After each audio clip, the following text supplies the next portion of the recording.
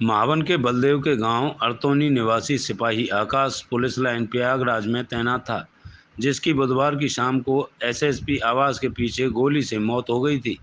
जिसका गोली लगने का कारण स्पष्ट तो नहीं हुआ था। जिसका आज पार्थिव शरीर गांव सुबह अरतौनी पहुंचा तो आसपास के गांव के लोग एकत्रित होने लगे।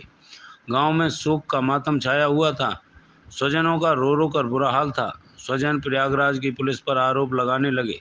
उनका कहना था कि आकाश ने खुदकुशी नहीं की, उसे मारा गया है, जिसकी जांच होनी चाहिए, जिसके लिए जिलाधिकारी एवं एसएसपी को बुलाने की जिद करते रहे। मौके पर बलदेव थाना निरीक्षक नरेंद्र यादव, तहसीलदार मनोज कुमार मौके पर पहुंचे।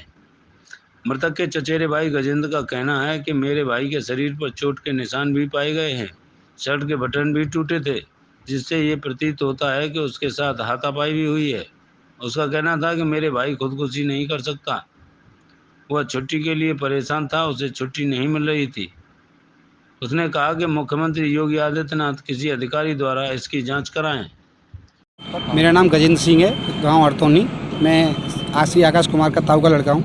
भैया यहाँ आप धरने पे बैठे, क्या मामला है? धरने पर बैठने का मामला सर ये है कि 3 अगस्त को 5:30 बजे मेरे भाई पे फ़ोन आया कि आपके भाई आकाश कुमार ने आत्महत्या कर ली, गोली मार ली है।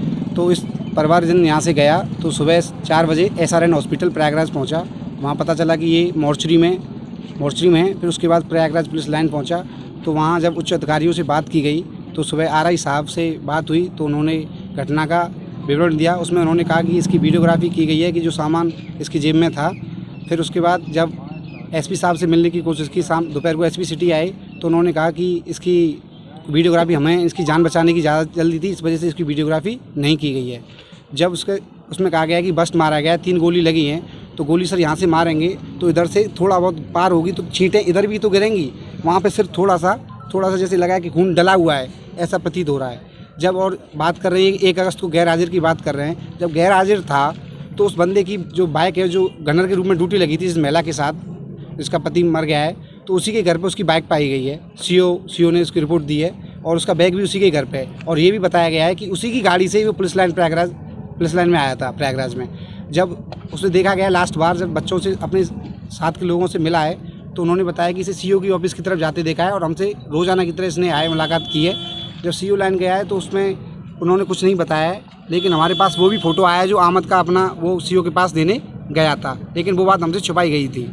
उसके बाद जब उनसे मिलने के बाद ही कुछ बच्चे बता रहे हैं उसके साथ ही कि कुछ मिनट बाद ही उसने खबर आई है कि उसने गोली मार के आत्महत्या कर ली।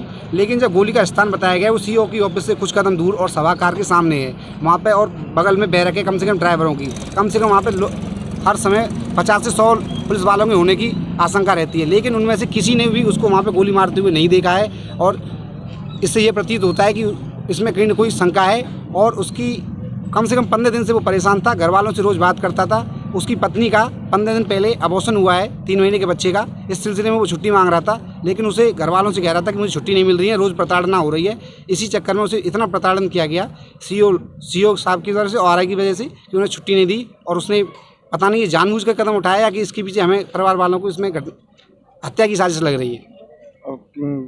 और क्या कोई चोट के निशान मिले उसके शरीर? पोस्टमार्टम रिपोर्ट में बताया गया है कि उसके घुटने के नीचे चोट के निशान हैं और उसके जान का जो चश्मदीद उन्होंने बताया कि उसके बटन टूटे हुए थे और छाती पे भी निशान थे और ऐसा लग रहा है कि इसमें गुत्थम गुत्ता हुई है।